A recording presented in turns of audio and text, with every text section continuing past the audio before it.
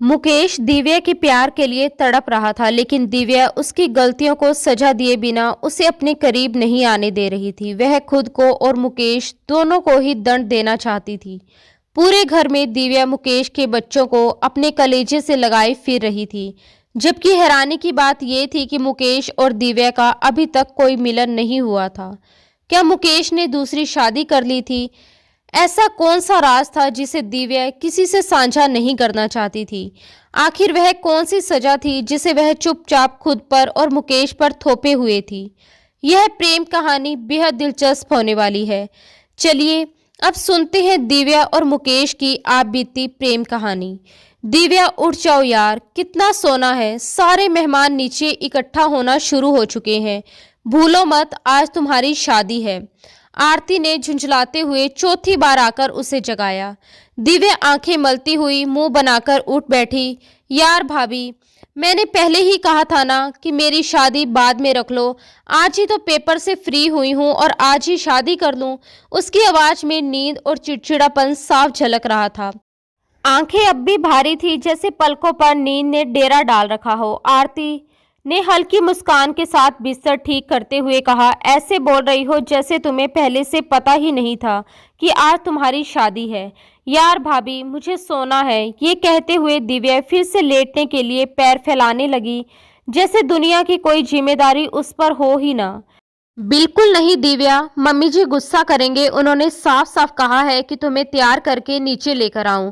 आरती ने उसे फिर से पकड़कर बिठा दिया। मुझे नहीं करनी कोई शादी वादी। आप जाकर मुकेश से बोल दो वह किसी और से शादी कर ले। मुझे नींद आ रही है, दिव्या मुंह बनाते हुए बोली, मानो सब कुछ मजाक हो। ऐसी जुबान से नहीं बोला करते। शायद भगवान ने कुछ बातें सुनने के लिए भी रखी होती हैं। आरती अभी उसे समझा ही रही थी कि तभी अचानक बाहर से तेज शोर सुनाई दिया। दोनों एक साथ चौंक गई। शोर के बीच रवि की आवाज साफ सुनाई दी। दिव्या का दिल जोर से धड़क उठा। वह भागती हुई कमरे से बाहर निकल आई। तुम मेरी बहन के साथ ऐसा कैसे कर सकते हो? रवि के हाथ मुकेश के गिरेबान पर थे। उसकी आंखों में गुस्से की आग जल रही थी। वही मुकेश होठ भींचे, माथे पर बल डाले बिना डरे रवि को देख रहा था। उस पल पूरे बंगले में जैसे भूचाल आ गया हो। मेहमान सहमे हुए थे। नौकर चाकर अपनी जगह पर जमे खड़े थे। छोड़ो रवि, उससे पीछे हटो, अजीत साहब ने सख्ती से कहते हुए अपने बेटे को मुकेश से दूर किया। आप मुझे पीछे हटा रहे हैं? और इसे देखिए, रवि का गुस्सा और भड़क उठा। ये लड़का शादी करके आ गया, इसे शर्म नहीं आई? मेरी बहन इसके इंतजार में बैठी है और ये किसी और से शादी करके आ गया। रवि की ऊंची आवाज सुनते ही दिव्या के पैरों तले जमीन खिसक गई। उसे लगा जैसे किसी ने उसके सीने पर पत्थर रख दिया हो। उसने कांपती नजरों से मुकेश को देखा। वह ऐसे कैसे कर सकता था? दिव्या से शादी के लिए तो वह खुद तैयार था, फिर उसने उसे इस तरह धोखा कैसे दे दिया? दिव्या की आंखों से आंसू बिना रुके बहने लगे। वह कुछ बोलना चाहती थी, लेकिन गला जैसे सूख गया हो। हाँ, ये शादी मैंने अपनी मर्जी से अपने लिए की है। मुकेश की आवाज ठंडी और सख्त थी। ना मुझे किसी से शर्मिंदगी और ना ही मैं किसी को कोई सफाई देने के लिए तैयार हूँ। मैंने शादी की है, कोई पाप नहीं किया। उसके शब्द सुनकर वहां मौजूद सभी लोग हैरान रह गए। किसी को भी ऐसी उम्मीद नहीं थी। मुकेश के पिताजी मोहन ने अपने बेटे की ओर देखा। उसकी आंखों में गहरी निराशा और दर्द था। जी चाहता है कि थप्पड़ों से तुम्हारा मुंह लाल कर दूं, उन्होंने भराई आवाज में कहा। लेकिन जब बेटा बाप की कदर करना भूल जाए तो बाप को ही अपने कदम पीछे हटा लेने चाहिए। उन्होंने भारी मन से अजीत जी की ओर हाथ जोड़ दिए। मुझे माफ कर दो अजीत जी, आज मैं अपनी औलाद की वजह से बहुत शर्मिंदा हूँ। अजीत साहब ने चुपचाप अपना चेहरा फेर लिया। वे अपनी जिगरी दोस्त को इस हालात में नहीं देख पा रहे थे। मुकेश ने दो हंसते बसते घरों में आग लगा दी थी। मैं इसे जान से मार दूंगा। रवि फिर से गुस्से में आगे बढ़ा, लेकिन अजीत ने तुरंत उसे रोक लिया। मेरी कसम है रवि, मेरी कसम, अगर तुमने मुकेश पर हाथ भी उठाया। अजीत जी की सख्त आवाज के साथ ही रवि ठिठक गया। उस वक्त वहां मौजूद सभी लोग खामोशी साधे उस मंजर को देखते रह गए। शादी में दोनों घरों के मेहमान लबालब भरे हुए थे। कुछ मेहमान तो दूसरे शहरों से भी आए थे, तो अब सिर झुकाए अफसोस जता रहे थे। खुशियों का माहौल पल भर में मातम में बदल चुका था। किसी को समझ नहीं आ रहा था कि अचानक ये सब कैसे हो गया। मुकेश के पास खड़ी वह लड़की दुल्हन बनी हुई थी। वह डरी सहमी सी अपनी बड़ी बड़ी बिल्ली जैसी आंखों से सबको देख रही थी। वही आंखें थी जिनमें खोकर मुकेश उसे ब्याह लाया था। कभी यही बात दिव्या के बारे में भी होती थी। कल तक मुकेश को दिव्या की आंखें भी बिल्ली जैसी ही लगती थी। दिव्या और मुकेश के बीच हमेशा दोस्ती जैसा रिश्ता रहा था। दोनों के पिता आपस में गहरे दोस्त थे। दोनों का बिजनेस साथ साथ चलता था। यहाँ तक कि दोनों ने अपना बंगला भी एक साथ खरीदा था। एक ही परिसर में रहना, एक दूसरे के घर आना जाना, सब कुछ बहुत सामान्य था। और आज सब कुछ बिखर गया था। कल तक दिव्या की शादी थी और आज मुकेश किसी दूसरी लड़की से शादी करके उसे घर ले आया था। घर में हर कोई परेशान और स्तंभ था। अगर ये शादी मुकेश की मर्जी से हुई थी तो कल तक वही मुकेश दिव्या से मोहब्बत भी करता था। अपनी मर्जी से ही आज उसने कदम पीछे खींच लिया और किसी और लड़की को अपनी पत्नी बनाकर ले आया। यह दिव्या की बेइज्जती नहीं तो और क्या थी। दिव्या के दिल में नफरत और दर्द का उबाल उठने लगा। ये क्या किया तुमने मुकेश? आरती ने दुख से अपने भाई की ओर देखते हुए पूछा। मुकेश चिल्लाते हुए बोला, मैंने कहा ना, मैं इस वक्त इस बारे में कोई बात नहीं करूंगा। फिर क्यों सब मेरे पीछे पड़े हैं? तो हम लोग क्या करें? रवि की आवाज में गुस्सा साफ झलक रहा था। क्या गलती थी दिव्या की जो उसे शादी का झांसा देकर तुम किसी और लड़की को अपनी पत्नी बनाकर घर ले आए हो? मुकेश ने ठंडे लहजे में जवाब दिया, पत्नी है मेरी, शादी करके लाया हूँ, इज्जत से बात करो। उस लड़की की तरफ इशारा करते हुए रवि गुस्से से बोल पड़ा, इज्जत? कौन सी इज्जत जो आज सबके सामने हमारी खाक में मिला दी है? मोहन भी अपनी बेटी का पक्ष लेते हुए बोले, एक तरफ वह बेटे मुकेश की शादी दिव्या से तय कर रहे थे तो दूसरी तरफ अपनी बेटी आरती की शादी 1 साल पहले ही रवि से कर चुके थे। अब मुकेश के इस व्यवहार से आरती का घर भी खतरे में पड़ गया था। उन्हें दोहरी तकलीफ का सामना करना पड़ रहा था। मेरी एक शादी करने से आपकी इज्जत खाक में नहीं मिल जाती। इतना गुस्सा होने की कोई ज़रूरत नहीं। इतना कहकर मुकेश बोला, आओ मेरे साथ हेमा। वह अपनी नई नवेली दुल्हन का हाथ थामे अंदर की ओर बढ़ने लगा। 1 मिनट। रवि के सख्त शब्दों में आरती का दिल बैठ गया। अगर तुमने फैसला कर ही लिया है तो फिर एक फैसला मेरा भी सुन लो। रवि ने होंठ भींचते हुए मुकेश को देखा। भरी महफिल में आज तुमने मेरी बहन को बेइज्जत किया है। तुम्हें क्या लगता है मैं इतनी आसानी से ये सब हो जाने दूंगा? रवि की बात का मतलब वहां मौजूद सभी लोग अच्छी तरह समझ रहे थे। माहौल और भी भारी हो गया। इससे पहले कि रवि कुछ और कहता, उसकी मां ने तेज आवाज में उसे पुकार लिया, कोई भी गलत बात मुंह से मत निकालना वरना अनर्थ हो जाएगा और मैं तुम्हें कभी माफ नहीं करूंगी। मां की बात सुनकर रवि ने गहरी सांस ली। अपने गुस्से को बड़ी मुश्किल से काबू में करते हुए पास पड़ी टेबल को जोर से ठोकर मारी और बाहर निकल गया। दिव्या और आरती दोनों बुरी तरह घबराई हुई थी। रवि का गुस्सा मुकेश पर बहुत ज्यादा था। मुकेश बिना एक भी गलत निगाह दिव्या पर डाले हेमा का हाथ थामे अपने कमरे की ओर बढ़ गया। सब कुछ पल भर में खत्म हो गया था। दिव्या अपने कमरे की तरफ भागी। आरती ने उसे जाते हुए दुखी नजरों से देखा और फिर एक शिकायत भरी निगाह अपने पिता पर डाली, जो बेबसी की मूरत बने वहीं बैठे रह गए थे। पापा, आप ठीक हैं? आरती को अपने पिता की हालत ठीक नहीं लग रही थी। मुझे रूम में ले चलो बेटा। आरती मोहन जी को थामे उनके कमरे तक ले गई। वहीं रवि की मां अपने पति के पास ही बैठी रह गई।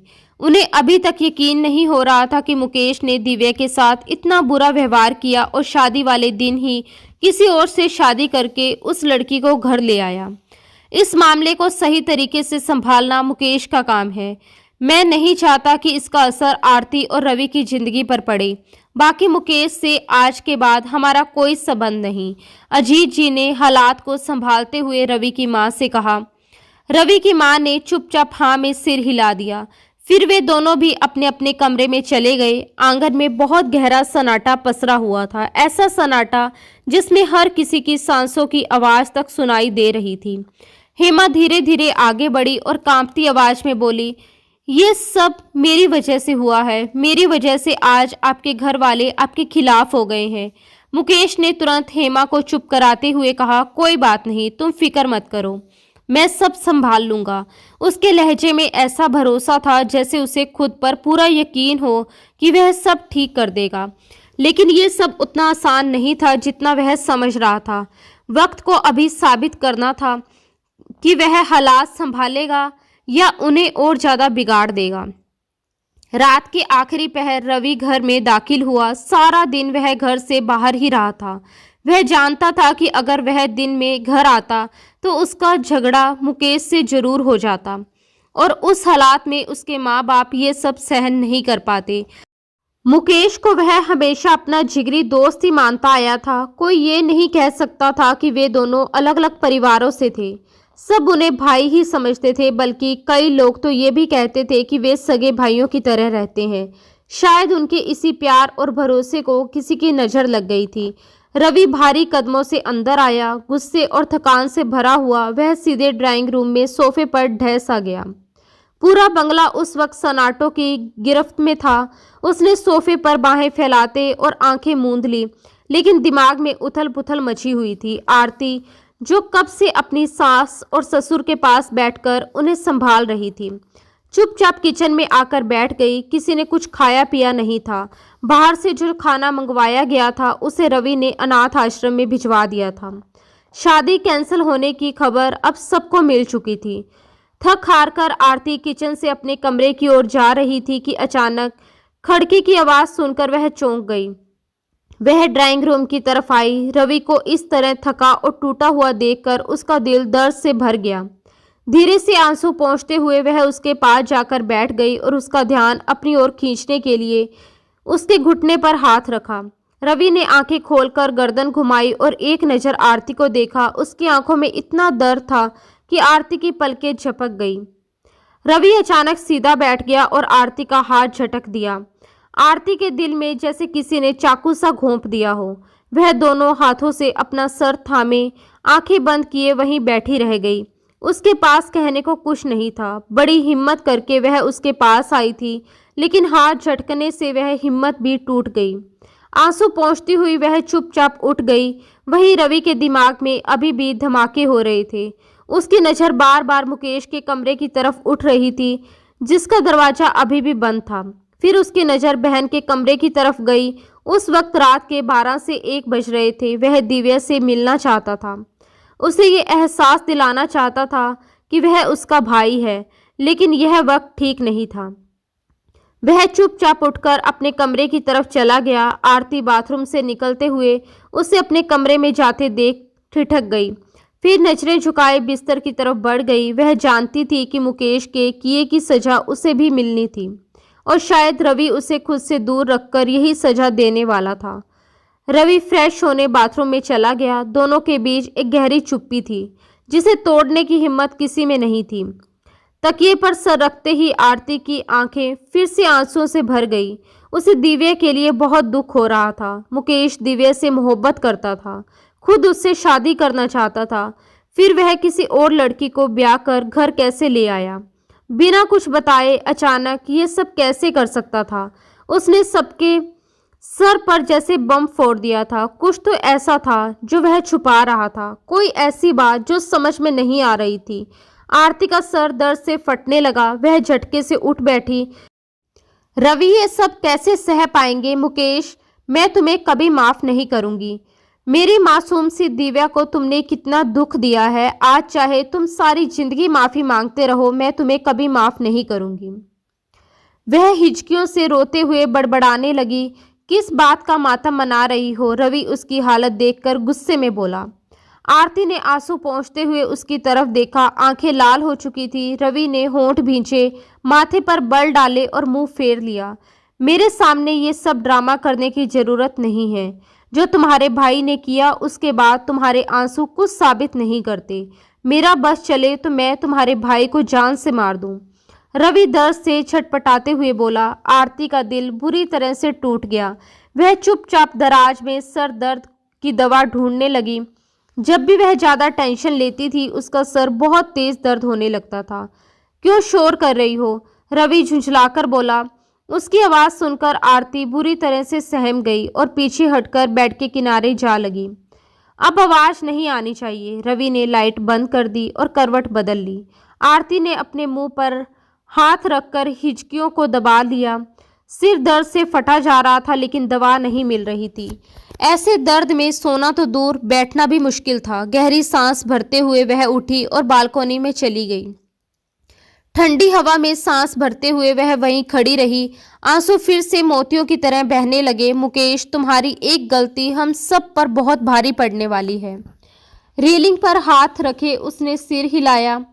अब उसे सब कुछ समेटना था जो उसके भाई ने एक पल में बिखेर दिया था। सुबह आंख खुली तो दिव्या को सर चकराता हुआ महसूस हुआ। गहरी सांस भरती हुई वह बाहर आई। घर में वैसे ही सन्नाटा छाया हुआ था जैसे कोई मौत हो गई हो। दिव्या का दिल फट सा गया। अनचाहे ही उसकी नजरें ऊपर सीढ़ियों की तरफ उठ गई। मुकेश के कमरे का दरवाजा अब भी बंद था। वह लड़की जो कल उसके साथ दुल्हन बनकर खड़ी थी, न जाने क्यों दिव्या को लग रहा था कि उसने उसे पहले भी कहीं देखा है, लेकिन कहाँ, ये उसे याद नहीं आ रहा था। आरती मुंह हाथ धोकर किचन की तरफ जा रही थी। दिव्या ने उसके सूजे हुए चेहरे को देखा और उसे लगा कि जरूर भाई ने उसके साथ भी अच्छा व्यवहार नहीं किया होगा। ये मर जात भी ना। दिव्या के मन में कड़वाहट भर आई। जब आपस में बदला नहीं ले पाते तो औरतों को ही हथियार बना लेते हैं। यही सोच उसके दिमाग में घूम रही थी। अरे दिव्या, तुम जाग गई? आरती ने उसे देखते ही उसकी तरफ कदम बढ़ाए। उसके चेहरे पर जबरदस्ती ओढ़ी हुई नरम मुस्कान थी। तबीयत ठीक है? उसने दिव्या का तपता हुआ हाथ छूते हुए पूछा। मैं ठीक हूँ, भाई किधर है? दिव्या के चेहरे पर हल्की सी भी मुस्कान नहीं आई। कल तक जो आरती चहकती रहती थी, उसके नखरे उठाती थी, आज इतनी चुप और बुझी हुई क्यों लग रही थी? दिव्या का मन कर रहा था कि वह सुबह सुबह ही इस घर से कहीं दूर चली जाए। आरती का चेहरा भी गहरे गम में डूबा हुआ था। दोनों मिलकर डाइनिंग टेबल पर नाश्ता लगाने लगी। जानबूझकर खुद को काम में उलझाए रखने की कोशिश करने लगी ताकि टूटे हुए दिलों की आवाज़ दब जाए। अजीज साहब और उनकी पत्नी को नाश्ते के लिए बुलाने आरती खुद गई, जबकि मोहन जी को बुलाने दिव्या उनके कमरे की ओर बढ़ी। बेटा, मैं तो तुमसे माफ़ी भी नहीं मांग सकता। मोहन जी की आंखें फिर से भीग गई। आपको किसने कहा माफ़ी मांगने के लिए? आप मेरे बड़े हैं, ऐसा सोचिएगा भी मत।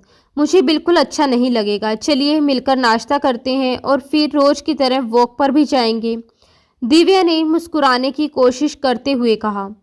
मोहन जी ने उसके सर पर प्यार भरा हाथ रखा और उसके साथ बाहर आ गए। अजीत अपने दोस्तों को देख रहे थे जो आज उन्हें बहुत बूढ़ा सा लग रहा था, जैसे एक ही दिन में बेटे ने उनके कंधों पर इतना बोझ डाल दिया हो कि वह भीतर से टूट गए हों। दिव्या मोहन जी से सटकर बैठ गई। उसके चेहरे की मुस्कान देखकर आरती ने राहत की सांस ली। सबको नाश्ता परोसने लगी। तभी मुकेश हेमा को साथ लिए नीचे आता दिखाई दिया। जैसे ही वह उसे लेकर डाइनिंग टेबल की ओर बढ़ा, दिव्या के चेहरे के भाव पल भर में बदल गए। मुकेश ने सबको प्रणाम किया ही था कि आरती गुस्से में बोल पड़ी। मुकेश, ये नाश्ता हम सब के लिए बना है। आप अपने लिए और अपनी नई नवेली दुल्हन के लिए खुद नाश्ता बना लीजिए। किचन उस तरफ है, आरती ने साफ शब्दों में कहकर मुंह फेर लिया। मुकेश का हाथ प्लेट की तरफ बढ़ते बढ़ते रुक गया। अच्छा हुआ बता दिया, अब 2 वक्त की रोटी भी हमें यहाँ नहीं मिलेगी, वह दुख से कहते हुए उठने लगा। मुकेश, वापस बैठो, अजीत ने उसे टोक दिया। उनके ऐसा कहते ही सब हैरानी से उन्हें देखने लगे। आरती बेटा, खाने से किसी दुश्मन का हाथ भी नहीं रोकते, और मुकेश इस घर का मेंबर है। आइंदा मैं तुम्हें ऐसा करते नहीं देखना चाहता। उन्होंने हल्की सी डांट लगाई। नाश्ता परोसो आरती, रवि की मां ने भी कहा। मजबूरन आरती मुकेश और उसकी पत्नी हेमा को भी नाश्ता परोसने लगी। यह देखकर दिव्या गुस्से से टेबल छोड़कर खड़ी हो गई। दिव्या बेटा, नाश्ता करके जाओ। अजीत जी ने उसे यूं उठते देखा तो टोका। ये पूरा मंजर रवि ने देख लिया था। उसके होंठ कस गए। उसकी पत्नी आरती उसके भाई और उसकी नई नवेली दुल्हन की आवभक्त कर रही थी। आरती, तुम इतनी आवभक्त क्यों कर रही हो? रवि गुस्से में भड़क उठा। आरती के हाथ से चाय का कप छूट गया। गरम चाय उसके हाथ पर छलक गई। दीदी, ध्यान से। मुकेश बेचैन होकर आगे बढ़ा और आरती का हाथ थाम लिया। उसी पल दिव्या भी लपक कर आई। भाभी, ज्यादा तो नहीं जली। आरती अपना हाथ थामे रवि को देख रही थी, जबकि उसके दाएं बाएं मुकेश और दिव्या खड़े थे। रवि होंठ भींचे बिना कुछ बोले अपने कमरे की तरफ चला गया। भाभी, मैं दवाई लगा दूं? दिव्या आरती को अपने कमरे की ओर ले गई। मुकेश ने अपने पापा को आवाज देनी चाहिए, लेकिन उन्होंने हाथ उठाकर उसे वहीं रोक दिया। कल ही तुम्हारा बाप मर गया, यही तुम्हारे लिए ठीक होगा। मुझे दोबारा अपनी शक्ल मत दिखाना, मुझे बाप मत कहना, वे सख्त लहजे में कहते हुए वहां से चले गए। हेमा सिर झुकाए अपने आंसू पोंछती उस घर के लोगों को देखती रही जो उसके आने से बिखर गए थे। मैं खुद को कभी माफ नहीं कर पाऊंगी मुकेश, उसने रोते हुए कहा। जो जैसा चल रहा है उसे चलने दो हेमा, किसी से कुछ कहने या सुनने की जरूरत नहीं। मुकेश के शब्दों में अब थकान और गुस्सा दोनों थे। ये सब उसके अपने थे, लेकिन सिर्फ कहने को अपने। अगर सच में अपने होते तो क्या उसकी तकलीफ नहीं समझते? वह सिर झटकते हुए कमरे से बाहर निकला और अचानक सामने दिव्या आ गई। दोनों की जोरदार टक्कर हुई। दिव्या ने उसकी शर्ट को मुट्ठियों में जकड़कर खुद को गिरने से बचाया। मुकेश ने ना उसे सहारा दिया ना छुआ। दिव्या ने छट से उसकी शर्ट छोड़ दी और खुद को गिरने दिया, लेकिन इस बार मुकेश ने उसकी कमर में हाथ डाल दिया, उसे गिरने से पहले थाम लिया और वापस उसके कदमों पर खड़ा कर दिया। दोनों की नजरों ने एक दूसरे से बहुत कुछ कह दिया था, लेकिन उनके होठ पूरी तरह खामोश रहे। वह वहां से जा चुका था, मगर अपने पीछे दिव्या के दिल में सख्त गुस्सा और कसक छोड़ गया था। उसे लगा जैसे अब पूरी जिंदगी इसी खालीपन और दर्द के साथ कटने वाली है। वह झटके से सिर झटकते हुए अपने कमरे की तरफ बढ़ गई। 2 दिन बाद अचानक रवि को आरती का वह जख्म याद आया जो चाय गिरने से जल गया था। अब हाथ कैसा है? उसने हल्की चिंता के साथ पूछा। आरती ने मुंह फेरकर उसे हैरानी से देखा, मानो यकीन ही ना कर पा रही हो। वह ये सवाल पूछ रहा है, ज्यादा तो नहीं जल गया था ना? रवि उसके पास बैठते हुए फिक्रमंदी से उसका हाथ देखने लगा। मैं ठीक हूँ, कहते हुए आरती ने अपना हाथ उसके हाथ से खींच लिया, लेकिन रवि ने फिर से उसका हाथ थाम लिया। धीमी आवाज में उसने कहा, मुझे बहुत गुस्सा आ रहा था। मुकेश ने जो किया उसके बाद मैं खुद को संभाल ही नहीं पाया। आरती ने सिर झुकाकर शिकायत भरी नजरों से उसकी तरफ देखा। सही कह रहे हो, सारी गलती मेरी ही थी। शायद हालात ही ऐसे बन गए थे कि उन सबको एक साथ पिसना पड़ रहा था। रवि उठकर बाथरूम की तरफ चला गया। आरती ने पीछे से पूछा, खाना ला दूं? नाराजगी अपनी जगह थी, फिर भी वह एक जिम्मेदार पत्नी की तरह उसके खाने पीने का ख्याल रख रही थी। नहीं, भूख नहीं है, इतना कहकर वह बाथरूम में चला गया। नहाकर बाहर आया तो कमरे की लाइट बंद थी। सिर्फ साइड लैंप की हल्की रोशनी में दिख रहा था कि आरती सोने के लिए लेट चुकी है। वह बाल सुखाते हुए आकर बेड से टेक लगाकर बैठ गया और मोबाइल चलाने लगा, लेकिन सर दर्द से फटने लगा तो वह मोबाइल एक तरफ रखता सोने के लिए लेट गया। नींद अब आंखों से कोसों दूर थी। रवि का मन अपनी पत्नी आरती की चाहत में पूरी तरह उलझा हुआ था। उसके जज्बात गहराई से भरे हुए थे। मनपसंद पत्नी की मौजूदगी उसके लिए किसी नशे से कम नहीं थी। वह सोच रहा था कि आखिर कब तक वह गुस्से और दूरी में रहता रहेगा। उसकी चाहत का नशा अब उस पर पूरी तरह हावी हो चुका था। धीरे धीरे वह आरती के पास बढ़ा, उसका हाथ उसके कमर पर डालते हुए गर्दन के पास अपने दहकते होठ रख दिए। आरती अभी थोड़ी नींद में थी और उसे बिल्कुल उम्मीद नहीं थी कि रवि यूं उसके पास आएगा। उसका दिल उस वक्त 120 की रफ्तार से धड़क रहा था। रवि बहुत नरमी और ध्यान से उसे चूम रहा था। आरती के दिल की धड़कन एक पल में गहराई से बढ़ गई, लेकिन उसने रवि का हाथ झटका नहीं। वह जानती थी कि पत्नी की मोहब्बत और अपनापन पति का हक है। रवि ने उसे अपनी तरफ खींचा, उसके गले से दुपट्टा हटाकर एक तरफ रखा और उसे अपने सीने से चिपका लिया। आरती अब पूरी तरह बेकाबू हो चुकी थी। उसने अपनी धड़कते दिल को मुश्किल से संभाला, पर उसकी चाहत और भावनाएं उस पर काबू पा रही थी। बेहद नरमी और प्यार से वह रवि पर बरस रही थी। रवि ने अपनी शर्ट के बटन खोले और धीरे धीरे आरती की शर्ट के बाजू को बाहर निकाल दिया। फिर पूरी रात दोनों अपनी मोहब्बत की लहरों में डूबे रहे। उनकी चाहत और लगन में आरती की सिसकियां पूरे कमरे में गूंज रही थी, जैसे हर आवाज उनके प्यार की गवाही को बयां कर रही हो। कितने दिनों के बाद उसने आरती को इतने करीब आते हुए देखा था। ये एहसास उसे अपने प्यार की गहराई का महसूस करवा रहा था। आरती की आंखों से आंसू टूटकर तकिए पर गिर रहे थे और रवि के सर पर यह सब देखकर जुनून सा छा गया। वह एक पल में अपने सारे गुस्से को भूल गया और अपनी पत्नी की चाहत में उसे पूरी तरह अपने करीब खींच लिया। उसकी सांस तक नियंत्रित कर रहा था। अभी वह पूरी तरह प्यार की लहरों में डूबा था। धीरे धीरे वह आरती के साथ दो जिस्मों और एक जान की तरह जुड़ता चला गया। अचानक उसके कंधे पर नाखून चुभते ही उसने हल्का सा होश में आकर पूछा, जान क्या हुआ? जरा अपनी गर्दन तिरछी करो। उस वक्त वह पूरी तरह अपने प्यार और जुनून में खोया हुआ था। रात भर प्यार में डूबे रवि आरती को अपने प्यार का एहसास दिलाता रहा। वह उससे पूरी तरह थका चुका था, लेकिन दोनों की चाहत की लहरें अभी भी कम नहीं हुई थी। सुबह जब रवि की आंखें खुली तो आरती भी उसे देखकर मचल रही थी। वह उसकी बाहों में थी, जबकि रवि अभी भी गहरी नींद में लेटा सिर तकिए पर टिकाए सो रहा था। आरती का मन कर रहा था कि उसे जगा दे, पर फिर रवि की नींद का ख्याल आया और उसने चुपचाप दबे पांव उठकर बाथरूम की तरफ चली गई।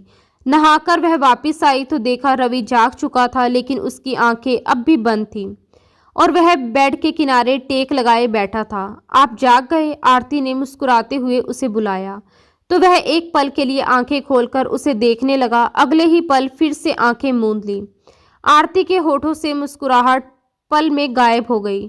उसे रवि के चेहरे पर फिर वही गुस्सा और मलाल दिखने लगा, जैसे रात भर उनके बीच कुछ भी हुआ ही ना हो। वह गहरी सांस भरती हुई अपनी नम आंखों को साफ करने लगी। रवि बहुत चुप्पी से उठा, बाथरूम में गया और नहाने लगा। आरती को ये लग रहा था कि रात जो कुछ भी हुआ वह मोहब्बत नहीं थी। रवि को सिर्फ उसके जिस्म की भूख थी और उसने अपनी भूख को पूरी तरह मिटा लिया था। अपने आंसू गिराते हुए वह अपने बालों में जोर जोर से कंघी करने लगी। ना जाने कितने बाल टूटकर उसे तकलीफ पहुंचा रहे थे। ये क्या बदतमीजी है आरती, जाहिलों की तरह कंघी कर रही हो। वह बाहर निकलते ही उसे अपने बालों के साथ उलझा देखकर भड़क गया। छोड़िए मुझे, वह अपना हाथ गुस्से से छुड़ाती और फिर जोर जोर से कंघी करने लगी। पागल हो गई हो क्या? सारे बाल टूट रहे हैं, थप्पड़ खाओगी क्या? रवि ने गुस्से में कहा। तो उठा लीजिए हाथ, मिल जाएगी आपको ठंडक। शायद इसी तरह आपके अंदर की आग ठंडी हो जाए। वह अपने गालों पर आए आंसू बड़ी बेदर्दी से रगड़ रही थी। उसके गाल लाल हो गए थे। इतना गुस्सा क्यों कर रही हो? रवि अब धीमे शब्दों में बोला। हाथ छोड़ो मेरा। आपको जो चाहिए था वो मिल गया ना, अब ये नाटक मत करो। आरती के शब्दों ने रवि के दिमाग को पल में हिला दिया। क्या बकवास कर रही हो? दोबारा मत बोलना। वह उसके बालों को सख्ती से जकड़कर उसका चेहरा अपनी तरफ खींचने लगा और गर्दन झटक दी। रवि मेरे बाल खींचने से उसे दर्द की एक लहर महसूस हुई। मेरी मोहब्बत और चाहत तुम्हें हवस लगती है? तुम्हें लगता है सिर्फ इसी वजह से मैं तुम्हारे पास आता हूँ? ठीक है, अब मैं नहीं आऊँगा। आज के बाद तुम्हारे पास नहीं आऊँगा। वह गुस्से से उसके बाल छोड़कर अपना मोबाइल, पर्स और घड़ी उठाता और कलाई में पहनने लगा। आरती सर दर्द से वहीं जमीन पर बैठी रही। उसकी आंखों के सामने अंधेरा छाने लगा। रवि पलटकर वापस आया और उसे यूं नीचे बैठा देखकर उसकी तरफ लपका। उठो आरती, अपनी आंखें खोलो। वह उसका चेहरा थपथपाने लगा। उसे पता था कि उसके सर में दर्द है, फिर भी वह उसे तकलीफ देता रहा। उसे बिस्तर पर बिठाते हुए वह पानी का गिलास उसके होठों तक ले आया। तुम ठीक तो हो ना? उसका सर धीरे धीरे दबाता हुआ उसने उसे अपने सीने से लगा लिया। उसके सीने से चिपकी आरती फूट फूट कर रो रही थी। रवि ने उसके माथे पर अपने होठ रखे और उसे अंदर से सुकून महसूस हुआ। इसी तरह समय बीतता गया। सबने हेमा को घर की बहू स्वीकार कर लिया। इसके अलावा कोई और विकल्प भी नहीं था। दिव्या ने कॉलेज में एडमिशन ले लिया था। वह भूल गई कि उसकी कभी मुकेश के साथ शादी भी होने वाली थी। वह अपनी लाइफ में मगन और खुश रहती थी। हेमा प्रेग्नेंट हो चुकी थी, वहीं आरती भी प्रेग्नेंट थी। दिव्या आरती का बहुत ख्याल रखती थी और उसे काम भी नहीं करने देती थी। एक दिन हेमा को अचानक पेट का दर्द हुआ और उसके पास कोई भी नहीं था। वह दर्द से बेहाल हो रही थी। उसकी आंखों के आगे अंधेरा छा गया था। लेकिन वह किसी को आवाज देने की हिम्मत नहीं कर पा रही थी। वह बड़ी मुश्किल से उठकर बाहर आई। दर्द सहते सहते उसका रंग बिल्कुल पीला पड़ गया था। वह दर्द से तड़पती हुई नीचे उतरने की कोशिश कर रही थी। तभी वह बुरी तरह से लड़खड़ा गई। दिव्या ने उसे गिरने से बचा लिया। तुम ठीक हो? दिव्या की परेशान आवाज पर हेमा ने अपनी आंखें खोली। मेरे बच्चे को बचा लो प्लीज। वह रो रही थी। मम्मी, पापा, भाभी, वह सभी को बुलाने लगी। हेमा की बिगड़ती हालत देखकर उसके खुद के हाथ पैर फूलने लगे। रवि की माँ और दिव्या ने मिलकर हेमा को गाड़ी में बिठाया। मैं अभी साथ चलती हूँ, आरती ने परेशानी से कहा।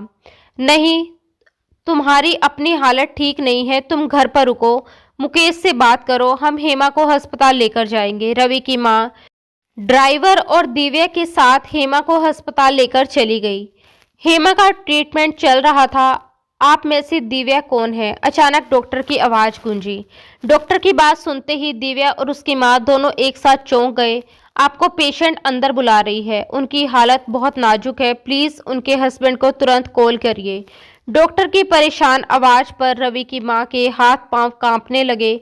दिव्या जब अंदर पहुंची तो हेमा के चेहरे पर ऑक्सीजन मास्क लगा हुआ था। हाथ में इंजेक्शन की ड्रिप चल रही थी। दर्द से उसे थोड़ा आराम मिला हुआ था, मगर आंखों में अजीब सी बेचैनी थी। तभी डॉक्टर ने दिव्या को पास बुलाया और जो कुछ उन्होंने कहा उसे सुनकर दिव्या के पैरों तले से जमीन खिसक गई। वह बदहवास सी बाहर आई तो मुकेश और रवि भी वहां पहुंच चुके थे। दिव्या ने मुकेश की तरफ अजीब निगाहों से देखा, लेकिन वह उसकी नज़रों का मतलब समझ नहीं पाया। डॉक्टर ने गंभीर स्वर में कहा, देखिए, इस वक्त माँ और बच्चा दोनों की हालत बहुत खराब है। हम पूरी कोशिश करेंगे कि दोनों को बचा सकें। ये सुनते ही मुकेश घबराकर बोला, लेकिन प्लीज डॉक्टर, आप माँ को बचाइए। मुकेश की बात पर डॉक्टर कुछ पल चुप रहे और फिर बिना कुछ कहे पलट गए। इस पूरे वक्त दिव्या की नज़रों की तपिश मुकेश अपने ऊपर साफ महसूस कर रहा था। करीब 1 घंटे के लंबे ऑपरेशन के बाद डॉक्टर बाहर आए और बेटे के पैदा होने की खबर सुनाई, लेकिन साथ ही ये भी बताया कि हेमा अपनी जिंदगी की बाजी हार चुकी है। ये सुनकर हर किसी की आंखों में गम के आंसू झलक आए। मुकेश वहीं टूट सा गया। उसे यकीन नहीं हो रहा था कि वह सब कुछ इतनी जल्दी और अचानक बदल जाएगा। रवि ने उसके कंधे पर हाथ रखकर बिना कुछ बोले उसे ढांढस बंधाया, क्योंकि कहने को उस पल उसके पास भी कोई शब्द नहीं थे। हेमा की डेथ को आज 1 हफ्ता होने को आया था और इस दौरान उसके बेटे को दिव्या ही संभाल रही थी। हेमा का इस दुनिया में कोई नहीं था, मुकेश ने ही उसे सहारा दिया था। आज घर में हेमा की आत्मा की शांति के लिए पाठ रखा गया था। दिव्या बेटा, वंश को देखो, क्यों इतना रोए जा रहा है? रवि की माँ ने कहा और वंश को दिव्या की गोद में देकर उसे मुकेश के कमरे की तरफ भेज दिया। दिव्या उसे लेकर कमरे में गई, दूध बनाकर पिलाने लगी, क्योंकि सारी जरूरी चीजें वही देख रही थी। जैसे ही उसने दूध उसके होठों से लगाया, उसी पल मुकेश बाहर से कमरे में आ गया। दिव्या एकदम घबराकर खड़ी हो गई। मुकेश सिर्फ ट्राउजर पहने हुए था, गले में तौलिया डाले, बाल पोंछता हुआ बाहर आया। तुम यहाँ? वह थोड़ा माथे पर बल डालते हुए बोला, मुझे नहीं पता था कि आप रूम में हैं, वरना मैं यहाँ नहीं आती। दिव्या ने सपाट लहजे में जवाब देते हुए नजरें फेर ली।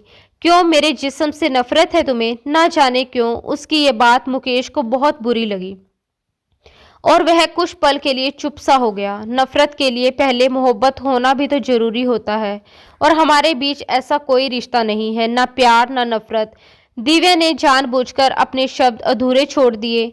पल भर के लिए दोनों की नजरें आपस में टकराई, फिर अगले ही पल दिव्या वंश को सीने से लगाए कमरे से बाहर निकल गई, जबकि मुकेश सिर झटककर अपने गीले बाल सुखाने लगा। क्या हुआ, इतनी चुप क्यों हो? रवि ने आजकल आरती को बहुत शांत देखकर उसके पास बैठते हुए पूछा। उसकी डिलीवरी में अभी कुछ महीने बाकी थे। घर में उस वक्त वंश की किलकारियां गूंज रही थी। वह नन्हा सा कृष्णा सबको प्यारा लगने लगा था, सिवाय रवि के। उसके बच्चे को लेकर उसकी बेरुखी किसी से छुपी नहीं थी। आरती के मन में उलझन थी, क्योंकि वंश जब पैदा हुआ था तो वह पूरे 9 महीने का स्वस्थ बच्चा था, जबकि मुकेश की शादी को अभी सिर्फ 5 महीने ही हुए थे। क्या हेमा शादी से पहले ही प्रेग्नेंट थी? आरती ने धीरे से कहा। उसकी बात सुनकर रवि चौंक गया। तुम्हारा अंदाजा बिल्कुल सही है। शायद वह पहले ही प्रेग्नेंट हो गई थी, तभी मुकेश को इतनी जल्दबाजी में शादी करनी पड़ी। लेकिन असली समस्या ये है कि मरने से पहले हेमा ने दिव्या से ऐसी कौन सी बात कही थी कि दिव्या उस बच्चे को अपने सीने से लगाई फिरती है।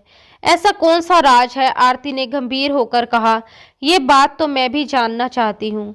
आखिर वह कौन सा राज था और क्या बात तुम्हें अंदर ही अंदर परेशान कर रही है? मुझे साफ साफ बताओ ना। ये कहते हुए रवि बेड से टेक लगाकर उसे अपनी गोद में बिठा लेता है।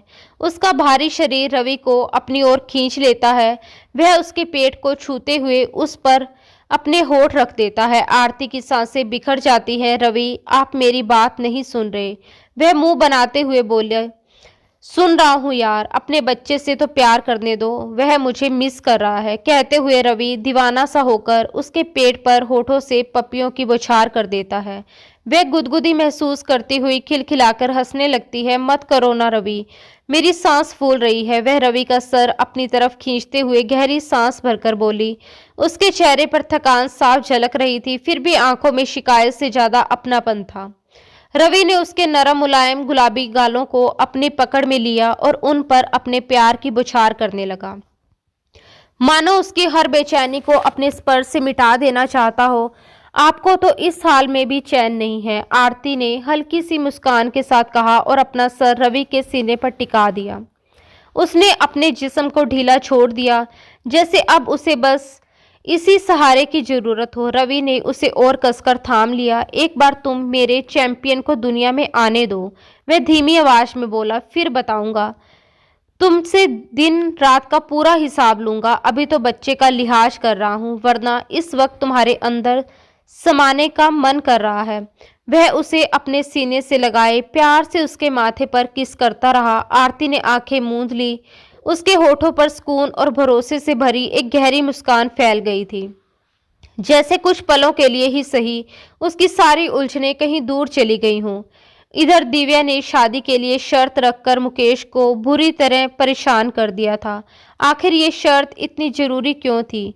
ये बात किसी की समझ में नहीं आ रही थी। घर में एक बार फिर मुकेश और दिव्या की शादी को लेकर चर्चा छिड़ी हुई थी। दोनों दोस्तों की दिली ख्वाहिश थी कि किसी तरह दिव्या और मुकेश की शादी हो जाए। दिव्या जिस तरह वंश को संभाल रही थी, बिल्कुल एक माँ की तरह, उसे देखकर हर कोई हैरान था। वही नज़ारे देखते देखते जब उससे शादी के बारे में बात की गई तो उसने ऐसी शर्त रख दी कि मुकेश का पारा एकदम हाई हो गया। यही मेरी शर्त है, दिव्या ने साफ शब्दों में कहा। अगर शादी करनी है तो मेरी शर्त माननी होगी, आगे आपकी मर्जी। ये कहते हुए उसने मुंह बनाया और वंश को अपने सीने से और कसकर लगा लिया, जैसे किसी को ये जताना चाहती हो कि उसकी दुनिया अब सिर्फ यही बच्चा है। वंश अब 3 महीने का हो चुका था। दिव्या ने बिना किसी एहसान या दिखावे के उसे अपने साथ अपने ही कमरे में रखा हुआ था। कोई नहीं जानता था कि उसके दिल में ऐसा क्या दर्द छुपा है या ऐसा कौन सा राज है जो उसे हेमा के बेटे को अपनी जान से भी ज्यादा मां बनकर पालने को मजबूर कर रहा था। मुझे तुम्हारी शर्त मंजूर नहीं, मुकेश गुस्से में लगभग चिल्ला पड़ा। आपकी मर्जी, दिव्या ने उसे तीखे अंदाज में जवाब दिया। उसमें कोई जोर जबरदस्ती तो नहीं। मुकेश बस गहरी सांस भरकर रह गया। शायद दिव्या ने उसे वही सजा दी थी जिसका वह कहीं न कहीं हकदार था। आखिरकार घर वालों की रजामंदी से दोनों की शादी हो गई, लेकिन दिव्या अपनी शर्त पर पूरी तरह कायम रही। शादी के बाद भी वह अपने ही कमरे में रही। उसने सिर्फ शादी के लिए हाँ की थी, विदाई के लिए नहीं। इस बात ने मुकेश को भीतर तक झंझोर दिया था। उसका गुस्सा बढ़ता जा रहा था, लेकिन दिव्या चुप थी, बिल्कुल शांत। हाँ, मुकेश को सबसे ज्यादा चुभन इस बात की थी कि दिव्या की शर्त बेहद सख्त थी और वह उसे किसी भी हाल में तोड़ने को तैयार नहीं थी। अभी अभी दिव्या वंश को सुलाकर उठी थी। देर तक उसे गोद में लिए रहने से उसकी कमर में अब दर्द सा होने लगा था। वह अपनी कमर को सीधा करती हुई दुपट्टा एक तरफ रखकर गर्दन को दाएं बाएं घुमाने लगी ही थी कि उसी पल मुकेश रूम में दाखिल हुआ। उसे बिना दरवाजा लॉक किए रूम में आता देखकर वह बुरी तरह से गुस्सा हुई। अचानक इस तरह सामने आ जाना उसे असहज कर गया था। मुकेश खुद भी सख्त गुस्से में था, लेकिन जैसे ही उसकी नजर सामने खड़ी दिव्या पर पड़ी, अपनी ही खूबसूरत पत्नी को इस हाल में देखकर उसका सारा गुस्सा झाग की तरह बैठ गया। जालीदार नाइटी में खड़ी दिव्या उसे पहले से कई ज्यादा हसीन लग रही थी और मुकेश खुद को बेकाबू होता हुआ महसूस करने लगा। उसकी निगाहें चाहकर भी उससे हट नहीं पा रही थी। आपको दरवाजा नॉक करके आना चाहिए था। दिव्या ने माथे पर बल डालते हुए अपना दुपट्टा ठीक किया और मुकेश को घूरते हुए कहा। उसके लहजे में नाराजगी साफ झलक रही थी। तुम ये भूल रही हो कि मैं तुम्हारा पति हूँ और तुम पर हक रख सकता हूँ, मुकेश ने सख्त आवाज में कहा और अपनी बात कहते कहते उसकी तरफ बढ़ आया। दिव्या ने अपने धड़कते दिल को संभालते हुए सीधे उसकी आंखों में देखते हुए कहा, आप शायद भूल रहे हैं कि मैंने इस शादी के लिए एक शर्त रखी थी। जानता हूँ और मान भी चुका हूँ, मुकेश ने जवाब दिया और अचानक उसकी कमर में हाथ डालकर उसे अपने सीने से लगा लिया। उसकी नाजुक और तेज होती धड़कनें मुकेश के सीने से टकराई तो दोनों ही पल भर के लिए ठिठक गए। दिव्या एकदम से छटपटाई और खुद को छुड़ाने की कोशिश करते हुए बोली, मेरे पास क्यों आ रहे हो? दूर हो जाओ मुझसे। उसने पूरी ताकत से खुद को उसकी पकड़ से अलग करना चाहा। पास ना आने की शर्त नहीं रखी थी तुमने, मुकेश गंभीर शब्दों में बोला। वह उसका चेहरा अपनी धड़कनों में छुपाने लगा, मानो खुद को काबू में रखने की कोशिश कर रहा हो। क्या कर रहे हो आप? मुकेश, छोड़ो मुझे। दिव्या का गुस्सा अब साफ झलकने लगा था। शादी के बाद छोड़ा नहीं जाता, कहते हुए वह उसके पास जिद और मस्ती पर उतर आया। उसकी हरकतों से दिव्या का होश उड़ने लगा था। अपमान और डर से भरी दिव्या का हाथ अचानक गुस्से में उठा और अगले ही पल मुकेश के गाल पर उसकी 5 उंगलियों का निशान उभर आया। बदले में मुकेश का हाथ भी उठा था, लेकिन दिव्या ने डर के मारे अपनी आंखें कसकर मींच ली थी। पल भर के लिए कमरे में सन्नाटा छा गया। मुकेश ने अपना हाथ हवा में ही रोक लिया। अपने भीतर उभरते गुस्से पर उसने कैसे काबू पाया ये वही जानता था। 2 साल का टाइम मांगा है ना तुमने, उसने दबी लेकिन कठोर आवाज में कहा। तो वादा करता हूँ 2 साल तक तुम्हें उंगली से भी नहीं छूऊंगा, लेकिन जैसे ही वंश को 2 साल पूरे होंगे उसके अगले दिन का भी इंतजार नहीं करूंगा। बिना किसी लिहाज के तुम्हारी आत्मा में समा जाऊंगा, तुम्हारी धड़कनों को धड़कते हुए अपना बनाऊंगा और उस दिन तुम क्या, कोई भी मुझे नहीं रोक पाएगा, समझी तुम? वह उसे बाजू से पकड़कर झंझोड़ते हुए बोला और अगले ही पल वह कमरे से बाहर निकल गया। दिव्या अपने आंसू पोंछते हुए बैठ गई और अपना हाथ देखने लगी। उसकी उंगलियां अब भी हल्का सा कांप रही थी। उसे खुद पर बहुत अफसोस हो रहा था। उसका इरादा कभी भी मुकेश पर हाथ उठाने का नहीं था, लेकिन उस पल वह अपने गुस्से पर काबू नहीं रख पाई और उसका हाथ उठ गया था। उसे ये एहसास भीतर ही भीतर कचोट रहा था। हाँ, वह मुकेश को 2 साल की सजा दे रही थी, ठीक वैसे ही जैसे उसने 1 साल तक सच छुपाकर उसे सजा दी थी। अब जैसा हिसाब बराबर हो रहा है, एक अनकहा दर्द, एक अनकहा गुस्सा, सब कुछ दोनों के बीच दीवार बनकर खड़ा था। इसी उथल पुथल के बीच आरती की डिलीवरी का वक्त आ गया था। उस समय रवि शहर से बाहर गया हुआ था और अस्पताल में सिर्फ अजीत जी ही मौजूद थे। वंश को वह अपनी मां के पास छोड़कर आई थी, लेकिन उसका मन बुरी तरह घबराया हुआ था। डॉक्टर ने आरती की हालत बहुत गंभीर बताई थी। ये सुनते ही दिव्या के जहन में कुछ महीने पहले वाली वही डरावनी स्थिति ताजा हो गई, जब हेमा जिंदगी और मौत के बीच जंग लड़ रही थी। यादें किसी साए की तरह उसे घेरने लगी। दिव्या आरती के लिए रो रो कर भगवान से प्रार्थना कर रही थी, हाथ जोड़े, आंखें बंद किए, बस एक ही दुआ मांग रही थी कि इस बार सब ठीक हो जाए। तभी अचानक तेज कदमों की आहट के साथ मुकेश अंदर दाखिल हुआ। उसकी निगाहें सीधा दिव्या पर टिक गई और वह उसी की तरफ बढ़ने लगा। दिव्या का दिल जोर जोर से धड़कने लगा। उस पल उसे एहसास हुआ कि वह कितना थक चुकी है, अकेले मजबूत बने रहने से, हर दर्द खुद ही सहने से। बस उसी वक्त उसका दिल चाहा कि वह मुकेश के सीने में समा जाए। वह खुद को संभाल ना सकी। उसके कदम लड़खड़ा गए और आज उसे मुकेश चाहिए था, हर हाल में, बिना किसी शर्त के। जैसे ही मुकेश उसके पास पहुंचा, दिव्या एकदम से उसके सीने से जा लगी। मुकेश वहीं ठिठक गया, बिल्कुल चुप। उसे यकीन ही नहीं हुआ कि दिव्या खुद आगे बढ़कर उसे इस तरह गले लगा सकती है। उसने उसे खुद से अलग करना चाहा, लेकिन दिव्या और जोर से उससे चिपक गई। उसकी हिचकियों में बदलता रोना मुकेश के दिल को भीतर तक चीर रहा था। वह उसे थामे हुए बेंच पर बैठ गया, जबकि दिव्या उसकी शर्ट को मुट्ठियों में दबोच बस रोए जा रही थी, जैसे सालों का दर्द आज बाहर आ रहा हो। दिव्या, संभालो खुद को, मुकेश ने बहुत धीरे से कहा और खुद को फिर से छुड़ाने की कोशिश की। कुछ पलों बाद दिव्या ने खुद पर काबू पाया और पीछे हट गई। वह चुपचाप अपने आंसू पोंछने लगी। आई एम सॉरी कहते हुए उसकी आवाज भर आ गई। वह अपने बेकाबू हो जाने पर शर्मिंदा थी। मुकेश अब भी चुप था। उसकी आंखों में बहुत कुछ था, लेकिन शब्द नहीं। कुछ ही देर में डॉक्टर बाहर आए। एक छोटा सा बच्चा उनकी गोद में दिया।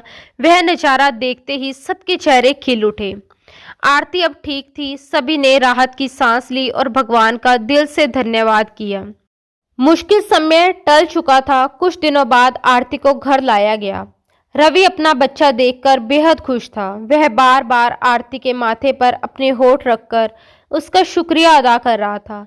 घर में खुशियां लौट आई थी। मुकेश ने पूरे घर की जिम्मेदारी संभाल ली थी। दिव्या भी उसके साथ साथ लगी हुई थी, कभी घर सजाते हुए तो कभी बच्चों की देखभाल करते हुए। वंश और आशु के आने पर पूरा घर खुशियों से भर गया था। आरती को स्पेशल ट्रीट दी जा रही थी। उसी खुशी में घर पर एक छोटी सी पार्टी रखी गई थी। घर का माहौल हल्का फुल्का और खुशनुमा था। दिव्या ने पूरे मन से आरती के लिए केक बनाया था। सजावट से लेकर खाने पीने तक की हर चीज खुद संभाली थी।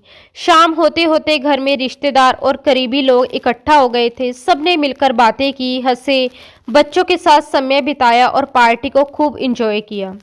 आरती खास देखभाल में थी। सबका प्यार और दुलार उसे सुकून दे रहा था। बस एक कमी थी, मुकेश इस पार्टी का हिस्सा नहीं बन पाया था। उन दिनों ऑफिस में काम बहुत ज़्यादा बढ़ गया था और उसे देर तक रुकना पड़ रहा था। थका हारा जब वह घर लौटा तब काफ़ी रात हो चुकी थी और सब अपने अपने कमरों में जा चुके थे। वह बिना किसी से बातचीत किए सीधे किचन में गया।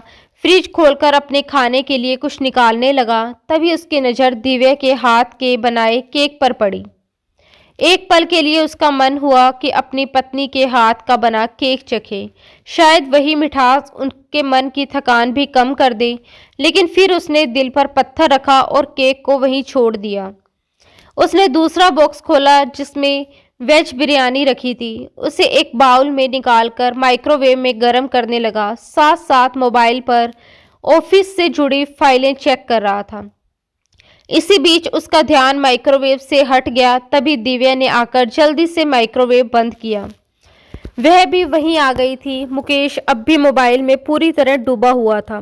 दिव्या ने हल्की सी उदासी के साथ सिर हिलाया, जैसे मन ही मन कुछ सोच रही हो, और बिरयानी प्लेट में निकालने लगी। मुकेश ने गहरी सांस ली और पलटकर देखा तो दिव्या प्लेट हाथ में लिए उसकी तरफ आ रही थी। उसे ये देखकर हैरानी हुई, लेकिन उसने कुछ कहा नहीं। वह चुपचाप डाइनिंग टेबल पर बैठ गया और खाना खाने लगा। दिव्या की मौजूदगी को जैसे वह महसूस ही नहीं कर रहा था। उसका पूरा ध्यान मोबाइल पर था। तभी उसके फोन पर कॉल आ गई। दिव्या पानी का गिलास भरकर उसके पास टेबल पर रख रही थी। मुकेश फोन पर किसी लड़की से बात कर रहा था। मैंने फाइल चेक कर ली, आप उसे मैनेजर को फॉरवर्ड कर दो। नहीं, उसकी ज़रूरत नहीं, मैंने सब देख लिया है। उसकी आवाज़ में सिर्फ काम था, भाव नहीं। दिव्या के लिए यह सब देखना आसान नहीं था, लेकिन उसने अपने चेहरे पर कुछ भी जाहिर नहीं होने दिया। मुकेश ने पानी के 2 घुट लिए, कॉल काटी और टेबल से उठ गया। उसने मुश्किल से 2 या 3 चम्मच ही खाए थे। मुकेश अपने खाना खत्म नहीं किया। दिव्या ने उसे उठते देखकर टोक दिया। वह चाय बनाते हुए उसकी तरफ देखते हुए बोली थी, बस इतनी ही भूख थी। मुकेश ने गंभीरता से जवाब दिया कि किचन से बाहर जाने लगा। मुकेश, दिव्या ने फिर पुकारा। वह रुककर सावलिया नजरों से उसे देखने लगा। नाराज है मुझसे? उसने धीमे शब्दों में पूछा। नहीं मुकेश। मुकेश ने बस एक शब्द में जवाब दिया। दिव्या ने उसके चेहरे के भाव पढ़ने की कोशिश करते हुए कहा, मुझे तो आपका अंदाजा बता रहा है कि आप मुझसे नाराज हैं। दिव्या ने उसका रास्ता रोक लिया। वह होंठ दबाते हुए माथे पर बल डालकर बोली, आप बोल क्यों नहीं रहे? दिव्या उसकी खामोशी और उसके शब्दों के बीच छुपे दर्द को समझ रही थी। अभी बोलने के लिए 1 साल और 6 महीने बाकी हैं। जाने दो मुझे, उसके बाद बात करूंगा। मुकेश ने बेहद गंभीरता से कहा और उसके दोनों गालों को हल्के से छूते हुए अपने कमरे की तरफ बढ़ गया। लेकिन आज दिव्या को एहसास हो रहा था कि उसने गुस्से में ऐसी शर्त रखी कि मुकेश को तकलीफ देगी। पर अब वह खुद अपनी शर्त से पूरी तरह पछता रही थी। वह उसे सजा देने के साथ साथ खुद को भी सजा दे रही थी। अब सिवाय इंतजार के और कुछ नहीं कर सकती थी। कुछ समय के बाद वंश की पहली सालगिरह थी, जिसे दिव्या बहुत धूमधाम से मनाना चाहती थी। उसने कई दिनों पहले से ही तैयारियां शुरू कर दी थी। घर की सजावट, मेहमानों की लिस्ट, बच्चों के कपड़े, केक और छोटे मोटे सरप्राइज। ये दिन उसके लिए बहुत खास था, क्योंकि वंश सिर्फ एक बच्चा नहीं बल्कि उसकी पूरी दुनिया बन चुका था। लेकिन मुकेश शहर से बाहर था। उसने पूरे दिन उसका इंतजार किया, कई बार कॉल की, मैसेज भी भेजे, लेकिन कोई जवाब नहीं आया। शाम ढलती गई और रात गहराती चली गई। दिव्या देर तक बैठी रही, बार बार दरवाजे की तरफ देखती रही, लेकिन मुकेश नहीं आया। दिव्या, बच्चे का केक कट कर लो, शायद मुकेश को कोई जरूरी काम पड़ गया हो, इसलिए नहीं आ पाया। रवि ने उसका उतरा हुआ चेहरा देखकर मोहब्बत से समझाते हुए कहा कि नहीं भाई। दिव्या की आवाज में दर्द था। वंश उसका बेटा है, उसे याद रखना चाहिए था कि क्या उसे एहसास नहीं कि उसकी फैमिली भी है? क्या सिर्फ बिजनेस ही सब कुछ होता है? एहसास, जज्बात क्या कुछ भी मायने नहीं रखते? वह दुखी अंदाज में बोली। तभी अपने पीछे किसी की मौजूदगी का एहसास होते ही वह पलटी।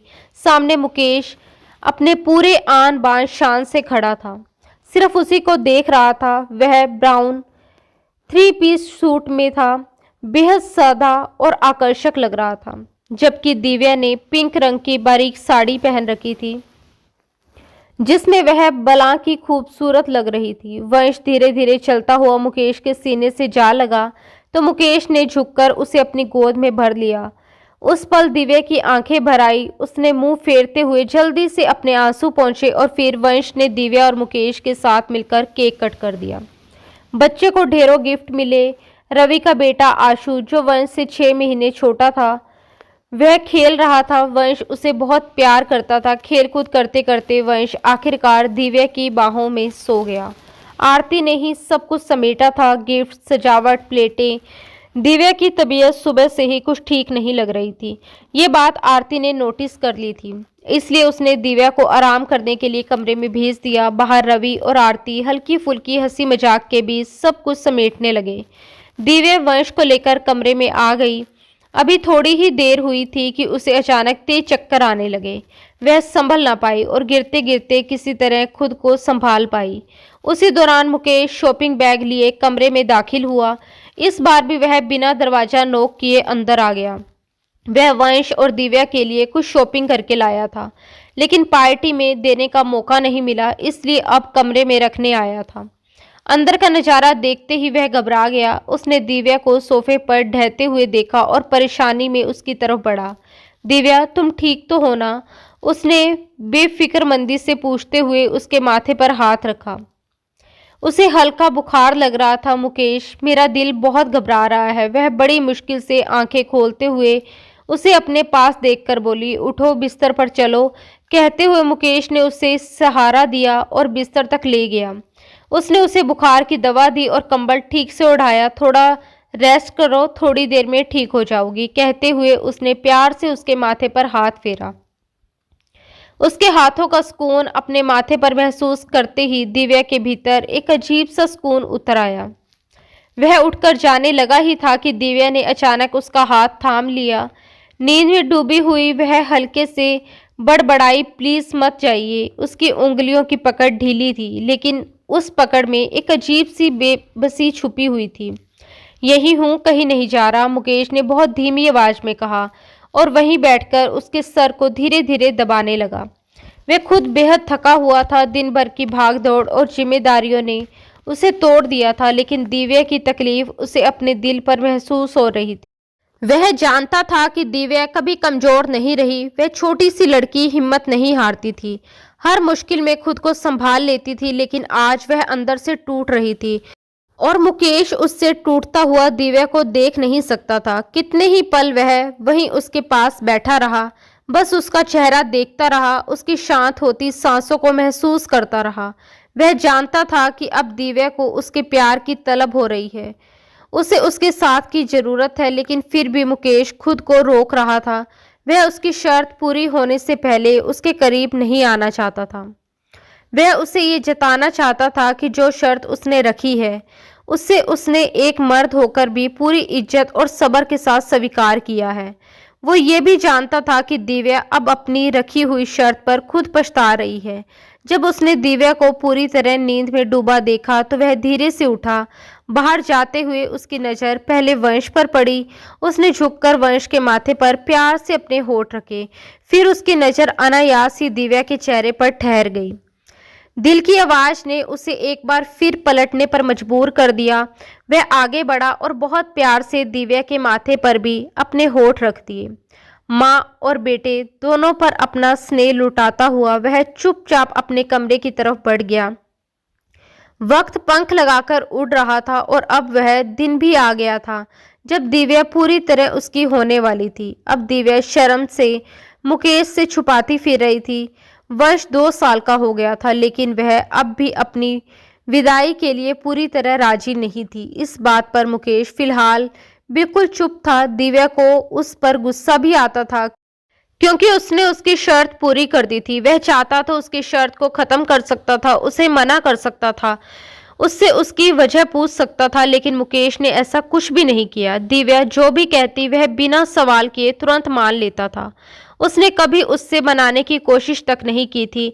ऊपर से शादी के बाद पूरे 2 साल इंतजार किया, खुद भी तड़पा और दिव्या को भी तड़पाया।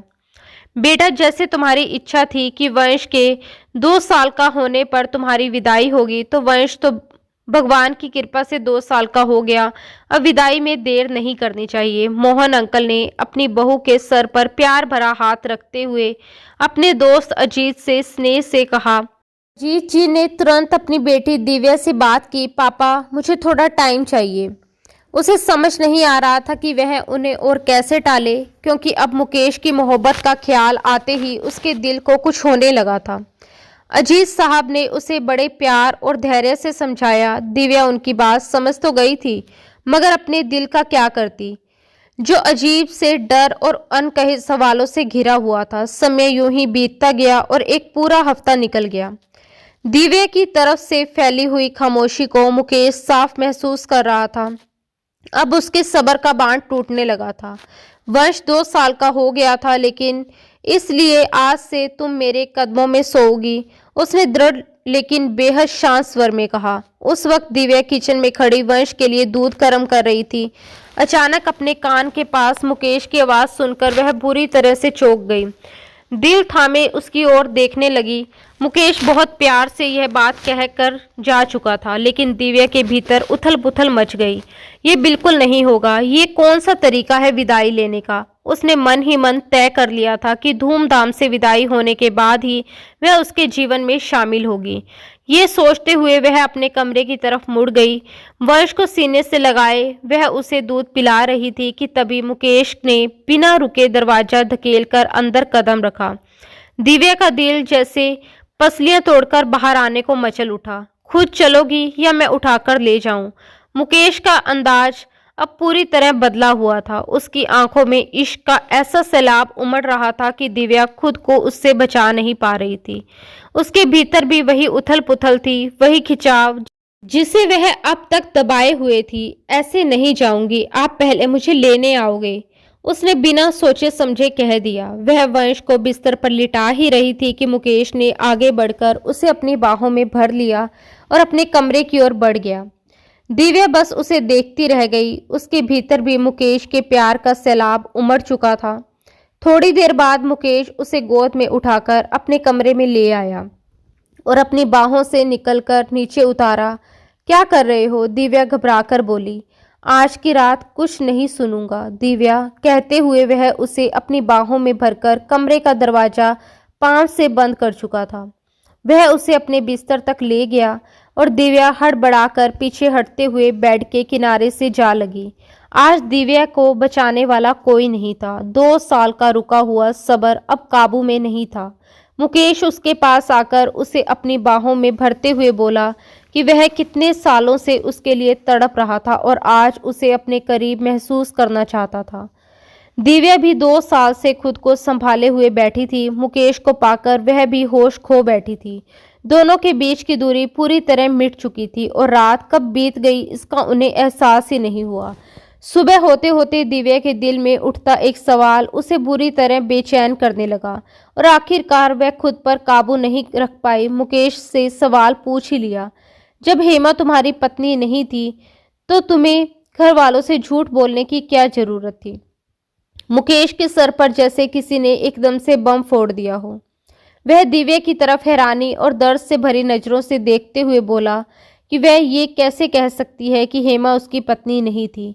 दिव्या कहती है कि क्योंकि हेमा मरने से पहले अपनी पूरी सच्चाई उसे बता चुकी थी। फिर भारी आवाज में मुकेश ने सवाल किया कि आखिर दिव्या ने ये सब घर वालों से क्यों छुपाया और क्यों उसे इतना दर्द दिया। वह बोली कि उन 6 महीनों का दर्द उसने कैसे बिताया ये वही जानती है। तभी मुकेश ने जो सच्चाई बताई उसे सुनकर दिव्या के पैरों तले से जमीन खिसक गई। हेमा दरअसल उसके दोस्त संजय की पत्नी थी। हेमा और संजय ने लव मैरिज की थी, लेकिन संजय के परिवार वालों ने हेमा को कभी स्वीकार नहीं किया। इसी वजह से दोनों अलग रह रहे थे। संजय अपने परिवार का इकलौता बेटा था और उसके पिता की सारी प्रॉपर्टी उसी के नाम थी। अचानक उसके पिता को दिल का दौरा पड़ा और उन्होंने संजय को बुलाकर अपनी पूरी संपत्ति उसके आने वाले बच्चे के नाम कर दी थी। ये बात सिर्फ संजय और हेमा जानते थे। परिवार में किसी और को इसकी खबर नहीं थी। कुछ दिन बाद एक कार एक्सीडेंट में संजय की भी मौत हो गई। मरने से पहले उसने मुकेश से वादा लिया था कि वह उसकी पत्नी और उसके बच्चे की जान बचाएगा, उन्हें उनका हक दिलाएगा और उसके बच्चे का भविष्य सुरक्षित करेगा। मुकेश ने दोस्ती निभाते हुए ये वादा तो कर लिया, लेकिन उसे समझ नहीं आ रहा था कि हेमा को कहाँ और कैसे सुरक्षित रखे। संजय के घर वाले हेमा के पीछे पड़े थे और उसे जान से मारने तक उतारू थे। वे ना तो हेमा को और ना ही उसके बच्चे को कभी स्वीकार करने वाले थे। हेमा पहले से ही दिल की मरीज थी और प्रेगनेंसी के दौरान ही उसकी मौत हो गई। उसी बच्चे और उसकी इज्जत को बचाने के लिए मुकेश को मजबूरी में हेमा को अपने घर में पत्नी बनाकर रखना पड़ा, ताकि समाज और घर वालों की नज़र में वह सुरक्षित रह सके और कोई उस पर उंगली ना उठा सके। ये सब सुनकर दिव्या भीतर तक हिल गई। उसे अपने आप पर बहुत गुस्सा आया कि उसने बिना पूरी सच्चाई जाने मुकेश के बारे में कितना कुछ गलत सोच लिया था। कभी कभी जो सच्चाई दिखती है वह असल सच नहीं होता, उसके पीछे कई दफन राज छिपे होते हैं। यह एहसास आज दिव्या को बुरी तरह से तोड़ गया था। हेमा ने मरते वक्त बस इतना ही कहा था कि मुकेश उसका पति नहीं है, ना ही उसके बच्चे का पिता। इतना कहकर वह दुनिया छोड़ गई थी। उस वक्त दिव्या कुछ बोल नहीं पाई थी, लेकिन उसने डॉक्टर से जांच करवा ली थी। ये साबित हो गया था कि वह बच्चा मुकेश का नहीं है। ये सच्चाई सिर्फ दिव्या जानती थी। घर में किसी को भी इसकी भनक नहीं लगी थी और वह अब यही सच मुकेश के मुंह से सुनना चाहती थी। मुकेश की बात पूरी होते ही कमरे में एक अजीब सी खामोशी छा गई। दिव्या की आंखों से बिना आवाज के आंसू बह रहे थे। आज उसे समझ आया कि प्यार हमेशा अधिकार में नहीं बल्कि त्याग में भी होता है। जिस इंसान को उसने सबसे ज्यादा दोषी समझा वही सबसे ज्यादा जिम्मेदार और वफादार निकला। दिव्या ने धीरे से अपना सिर झुका लिया और कांपती आवाज में कहा, मुझे माफ कर दो मुकेश, मैं तुम्हें समझ नहीं पाई। मुकेश ने आगे बढ़कर उसके आंसू अपने हाथों से पोंछे और पहली बार बिना किसी शर्त के उसे अपने सीने से लगा दिया। 2 साल का इंतजार, अनकहा दर्द, अधूरी बातें, सब उस एक आलिंगन में पिघल गया। बाहर आंगन में वंश की हंसी गूंज रही थी, जैसे वह आने वाले उजाले का ऐलान कर रहा हो। आज दिव्या ने महसूस किया कि रिश्ते सिर्फ सवालों से नहीं विश्वास से चलते हैं और मुकेश ने जान लिया कि उसका इंतजार बेकार नहीं गया। बीते हुए कल ने उन्हें बहुत कुछ सिखाया था, लेकिन अब आने वाला कल सिर्फ उनका था, बिना डर, बिना शर्त और बिना किसी राज के। वंश को गोद में उठाए दिव्या ने आसमान की ओर देखा और हल्की मुस्कान के साथ मन ही मन कहा, कुछ कहानियां 10 से शुरू होती हैं, लेकिन उसका अंत सिर्फ प्यार ही लिखता है। दोस्तों, उम्मीद है कि आपको हमारी ये कहानी पसंद आई होगी। अगर कहानी पसंद आई हो तो वीडियो को लाइक ज़रूर करें, और अगर आप हमारे चैनल पर नए हैं तो सब्सक्राइब करना ना भूलें। और हाँ, अगली अपडेट सबसे पहले पाने के लिए नोटिफिकेशन बेल को भी दबा लें। धन्यवाद दोस्तों। राधे राधे।